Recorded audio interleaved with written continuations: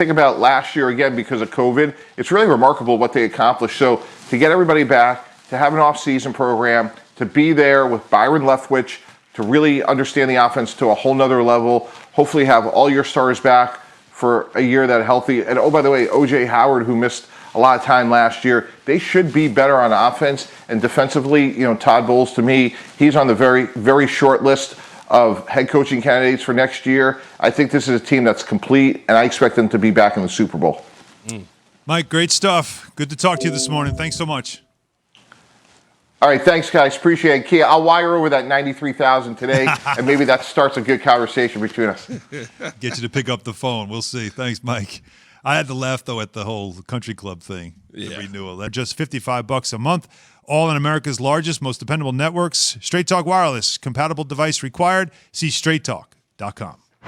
Spoke to a team source who said the Packers have engaged with Aaron Rodgers and his representatives, and they will continue to try to do so. They know they have to mend relationships. We want him back in the worst way. I know he knows that. We'll continue to work at it each and every day.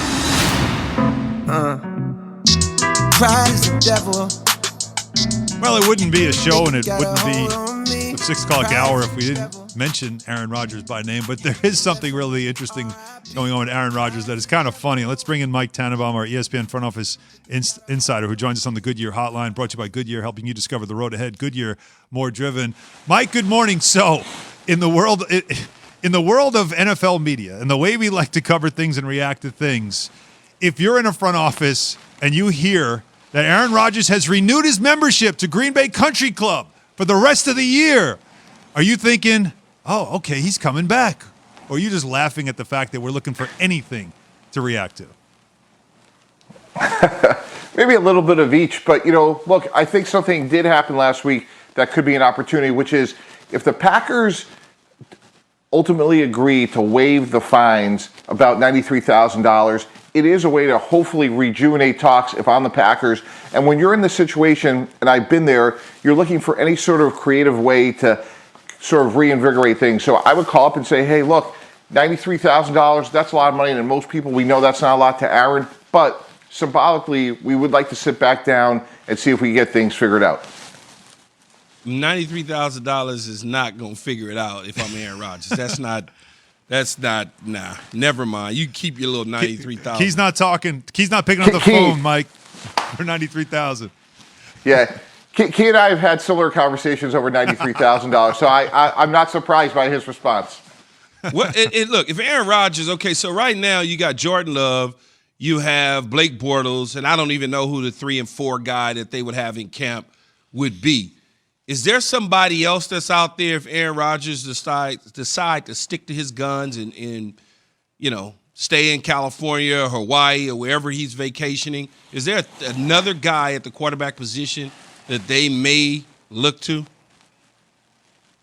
Yeah, Key, you bring up a great point, which is this.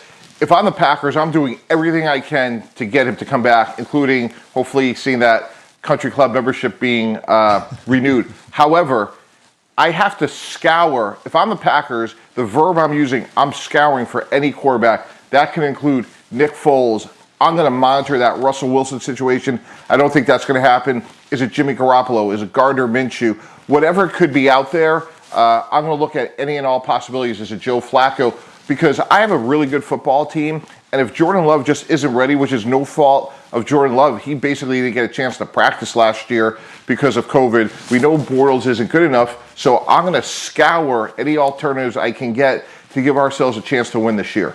Yeah, they just need somebody to manage a game at this point, right? If your defense is good enough, if you have enough weapons there offensively in that division, you don't know what you're going to get in that division. Speaking of divisions, Mike, the NFC East had an interesting year last year, as we know, the way things ended there.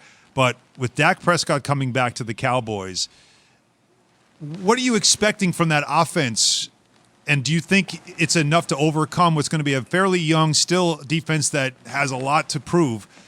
In that division, should they be the favorites to not just win the division, but be that team that could make noise in the NFC? No question about it, Alan. Like, to me, they are the second best team in the NFC, and here's why. Lyle Collins didn't play last year. Tyron Smith only played in 2 games. If they can get back two really good frontline offensive tackles, a franchise quarterback, I love Dak Prescott. You have two bona fide number one receivers, CeeDee Lamb, Amari Cooper, a great Zeke Elliott. That defense is young. It's going to get better. I'm a big believer in Dan Quinn. They drafted defense up and down that draft. I think they're going to come out of it at least with 2, maybe 3 stars, most notably Micah Parsons. So even if that defense is average this year, and I think they're going to improve as the year goes on, this is going to be a prolific offense, and they're going to be hard to beat. Mike, the Tampa Bay Buccaneers will probably be favored to go back to the Super Bowl, and by some to win the Super Bowl. By a lot of people, we both know how hard it is to even make it to the playoffs, let alone win a Super Bowl. What are the expectations for a team like Tampa that has pretty much everybody coming back that was a contributor to their Super Bowl run?